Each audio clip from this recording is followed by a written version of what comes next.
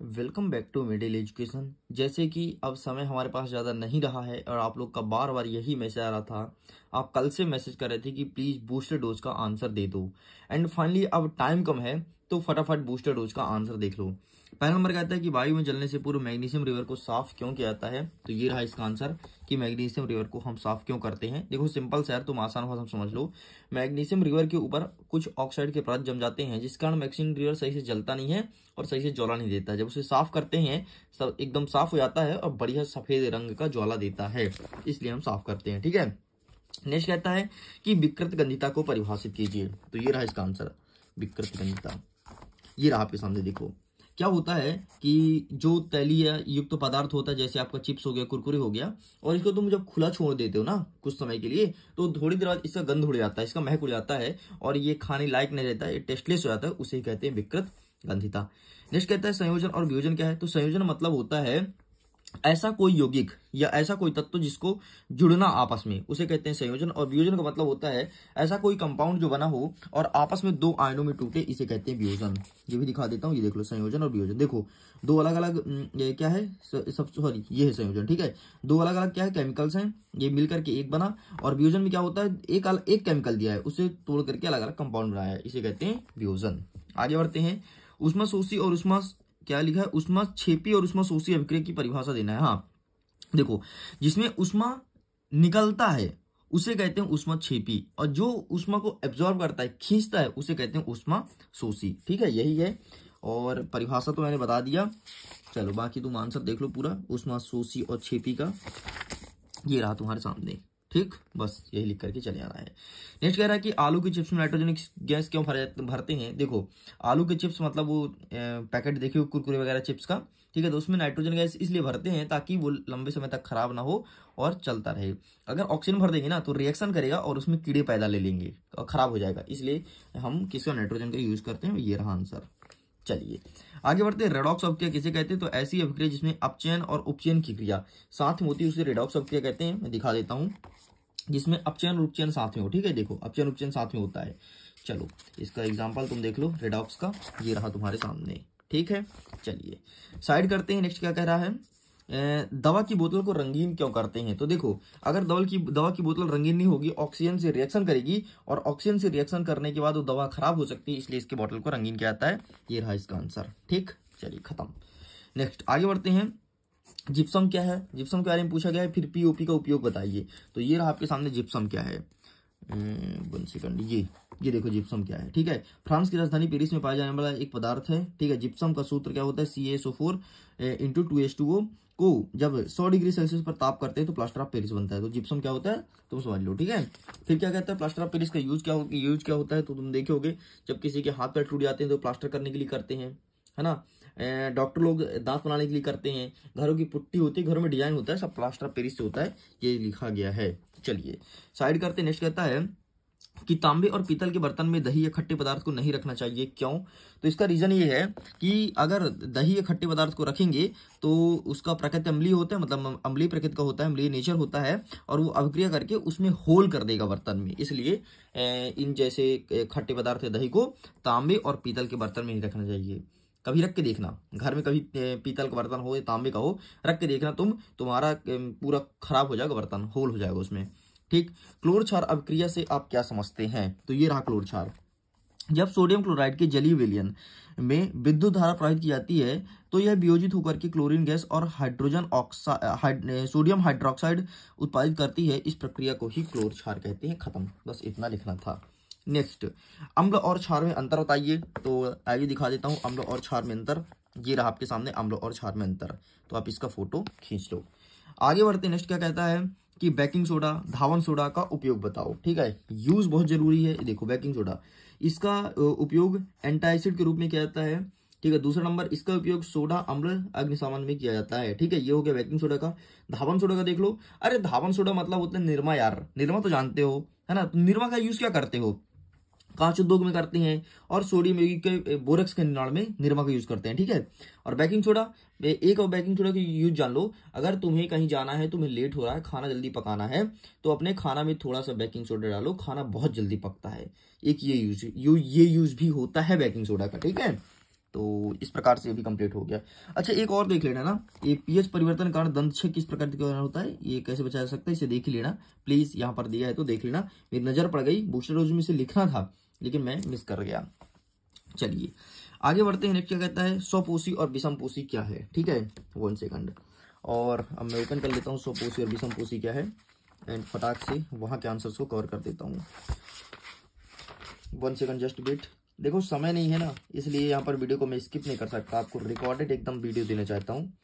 हाँ ये देखो, ये आ गया स्वपोषी। स्वपोषी मतलब वो होता है जो अपने भोजन स्वयं तैयार करता है, और विषमपोषी मतलब जो अपने भोजन के लिए दूसरे पर आश्रित रहता है। जैसे हम सब अभी अपने भोजन के लिए मम्मी पर आश्रित है, मम्मी बना के देती है, जिस दिन हम स्वयं बनाने लगेंगे उस दिन हम स्वपोषी कहला जाएंगे। नेक्स्ट कहता है कि हमारे शरीर में हीमोग्लोबिन की कमी के क्या परिणाम हो सकते हैं। ये देखो हीमोग्लोबिन की कमी के परिणाम यहाँ पर लिखा गया है। ठीक है, इसे अच्छे से पढ़ लेना। आगे बढ़ते हैं। नेक्स्ट कहता है कि प्रकाश संश्लेषण क्रियाविधि का समीकरण बताओ। एक बात बताऊं, अगर तुमने प्रकाश संश्लेषण का समीकरण अच्छे से याद कर लिया ना तो तुमसे हर एक चीज याद हो जाएगा। याद कराने का मेरे पास ट्रिक भी है, मैं ट्रिक बता देता हूं, जरा सुनना तुम। एक बात बताओ, हम सब क्या लेते हैं, ऑक्सीजन, और पेड़ पौधे क्या लेते हैं, कार्बन डाइऑक्साइड लेते हैं ना। बस तो पेड़ पौधे कार्बन डाइऑक्साइड लेते हैं, बढ़ने के लिए सांस के रूप में कार्बन डाइऑक्साइड और पानी चाहिए। बस उनको 2 चीज अगर चाहिए तो पेड़ पौधे ग्रो कर जाते हैं। एक तो लेते हैं कार्बन डाइऑक्साइड तो लिख दो CO2, दूसरा लेते हैं पानी तो लिख दो H2O। बस ये इसका रिएक्शन कराओ और तुमको एक चीज बनाना है C6H12O6, बाकी जो बचा बाहर निकाल दो। तो C6H12O6 ग्लूकोज बनाना है, पानी बाहर निकालना है और ऑक्सीजन भी बाहर निकालना है, क्योंकि ऑक्सीजन भी छोड़ेंगे तब हम लोग ऑक्सीजन लेंगे। ठीक, तो बस याद रखना कि कार्बन डाइऑक्साइड देना है और पानी देना है, इससे से ग्लूकोज और फिर साथ में पानी निकालना है और ऑक्सीजन भी निकालना है, तभी तो हम लोग ऑक्सीजन लेंगे। बस ये तुम्हारा रहा समीकरण।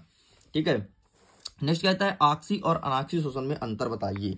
तो ये रहा आपके सामने आक्सी और अनाक्सी शोषण। ठीक है, ऑक्सीजन की उपस्थिति में भोज्य पदार्थ का ऑक्सीकरण आक्सी शोषण कहलाता है, और ऑक्सीजन के अनुपस्थिति में भोज्य पदार्थ का ऑक्सीकरण अनाक्सी शोषण कहलाता है। ठीक, यहाँ पर लिखा गया है, बाकी देख लीजिए। आगे बढ़ते हैं, रक्त और लसिका में अंतर बताओ। ठीक है, रक्त और लसिका में अंतर, ये रहा आपके सामने रक्त और लसिका में अंतर। इसके बाद उत्सर्जन तंत्र का चित्र देख लेना, नेफ्रॉन का चित्र देख लेना। ठीक है, और किसका है उत्सर्जन तंत्र, हृदय का भी है, हृदय का भी देख लेना। ठीक, बाकी श्वसन और प्रकाशन में अंतर नहीं पूछेगा, कोई टेंशन वाली बात नहीं, साइड करते हैं। चलिए आगे बढ़ते हैं। भोजन में लार की क्या भूमिका है, ये प्रश्न पूछा गया है।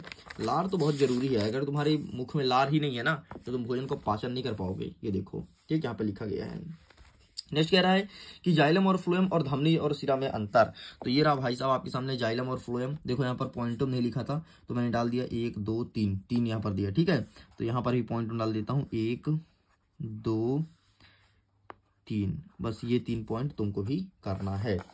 आगे बढ़ते हैं। नेक्स्ट कहता है दीर्घ उत्तरीय प्रश्न। ठीक है, धमनी एवं सिरा में कोई 4 अंतर लिखो।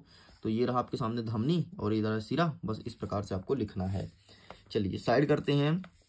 नेक्स्ट कहता है रक्त के 4 कार्य बताइए। रक्त के 4 कार्य बताइए। ठीक है, रक्त के 4 कार्य बताना है। तो ये रहा रक्त के 4 कार्य, फोटो क्लिक कर लो कि रक्त कहाँ कहाँ काम आएगा। सुन लो जरा, यह ऑक्सीजन को फेफड़े से ऊतक तथा कार्बन डाइऑक्साइड को ऊतकों से फेफड़े तक पहुंचाता है।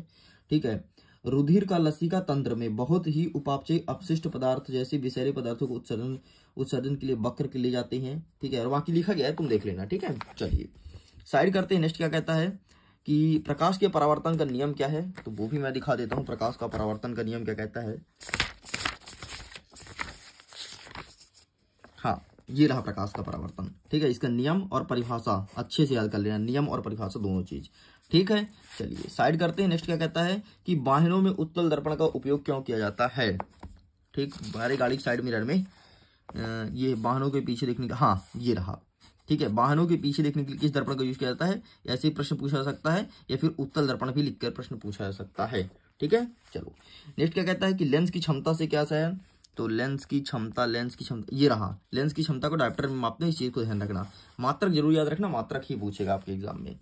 ठीक है, नेक्स्ट अवतल दर्पण, समतल दर्पण, उत्तल दर्पण का यूज। तो यार देखो, उपयोग तो तुम्हारे इस किताब में मुझे नहीं मिला है। ठीक है, मैंने बहुत सारा ढूंढा, लेकिन एक चीज का मिला है अवतल दर्पण का, तो ये देख लो बाकी तुम समतल दर्पण का सिंपल सा यार जो घर में यूज करते हैं शक्ल देखने के लिए, फेस देखने के लिए, अपना है ना श्रृंगार प्रसाधन के लिए लिख सकते हो, ठीक है। तो उसमें समतल दर्पण का यूज होता है। लेकिन अगर मैं बात करूं उत्तल का, तो वही गाड़ी के साइड मिरर में उत्तल दर्पण का यूज होता है, ठीक। तो इस प्रकार से तुमको लिखना है। चलो आगे देख लेते हैं क्या कहता है कि आकाश का रंग नीला क्यों दिखाई देता है ना। आकाश का रंग, कौन आकाश, तुम्हारे घर का नहीं भाई, वो आकाश जो ऊपर है, कहाँ है बोलोगे, रुको ना। इसका रंग नीला कैसे हो सकता है आकाश का।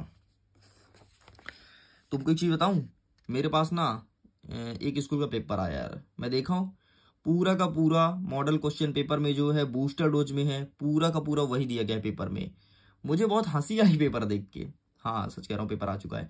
मुझे बहुत हंसी आई पेपर देख के। हंसी इसलिए आई है कि यार जो क्वेश्चंस मैं दिया हूँ वो आया है, मतलब मुझे रियल पेपर तो देखने की जरूरत ही नहीं है, जरूरत ही नहीं है। मैं आश्चर्य हो गया था, ठीक है, कि गजब यार।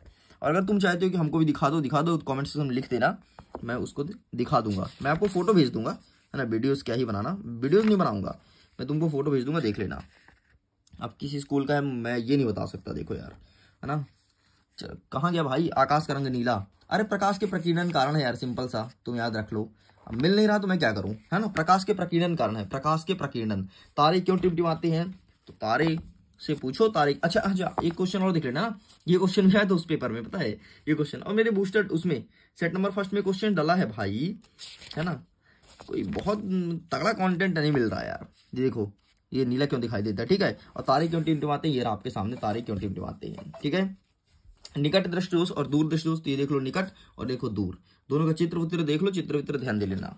चलो आगे क्या बढ़ता है कि मानव नेत्र का चित्र। चलो भैया आंख का चित्र बनाओ, ये रहा।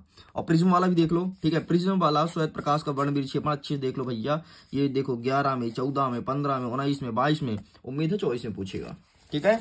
चलिए साइड करते हैं। क्या कहता है ये ग्लोबल वार्मिंग और ग्रीन हाउस गैस। रुको, अब ग्लोबल वार्मिंग चलते हैं, ग्रीन हाउस गैस में चलते हैं, और उस चैप्टर से क्वेश्चंस को दिखा देता हूँ। फटाफट वीडियो को लाइक कर दो यार, लाइक कर दो यार। मिडिल एजुकेशन वाली कितना करता है। ये रहा ग्लोबल वार्मिंग, ग्लोबल वार्मिंग मतलब होता है ग्लोब का गर्म करना। ये रहा ग्रीन हाउस प्रभाव, ठीक है, दोनों मिल गया यहाँ पर। खाद्य श्रृंखला, खाद्य जाल में अंतर, ये भी था उसमें, पता है। मैं बोला गजब यार, मतलब साला क्या क्वेश्चन पेपर है, ठीक है। पर्यावरण क्या है तो तुम जानते ही हो, ठीक है। नेक्स्ट क्या कहता है, उत्पादन, उपभोक्ता और अवधा, ये तो ये रहा उत्पादन, ये रहा उपभोक्ता और अपघटक एक दिया गया ना। उत्पादन, उपभोक्ता और अपघटक तो नहीं है, अम्लीय वर्षा यहाँ पर देख लो, ठीक है। अम्लीय वर्षा नहीं लिखा क्या, अम्लीय वर्षा लिखा ना यार, वही तो मैं सोची अम्लीय वर्षा कैसे हो सकता है, ये रहा, ठीक। तो इस प्रकार से पूरा कंप्लीट कर दिया हूँ फुल सोल्यूशन 12 मिनट के वीडियो में। फिर भी वीडियो को लाइक नहीं करोगे मुझे पता है, दोस्तों के साथ शेयर नहीं करो ये भी पता है, दोस्तों को बताओगे नहीं कि बूस्टर डोज क्या चीज है, बहुत अच्छे से पता है। तुम इतना गद्दारी कर रहे हो मेरे साथ, मैं तुम्हारे साथ नहीं करता हूँ। तुम जब बोलते हो मैं बूस्टर डोज लेकर आता हूँ, तुम बोले थे आंसर लाओ, टाइम कम है तुमको ही पता है, लेकिन मैं आंसर लेकर के आया हूँ ना। शेयर कर दो यार, दोस्तों के साथ शेयर कर दो। एंड करता हूँ वीडियो को, एग्जाम के लिए ऑल द बेस्ट।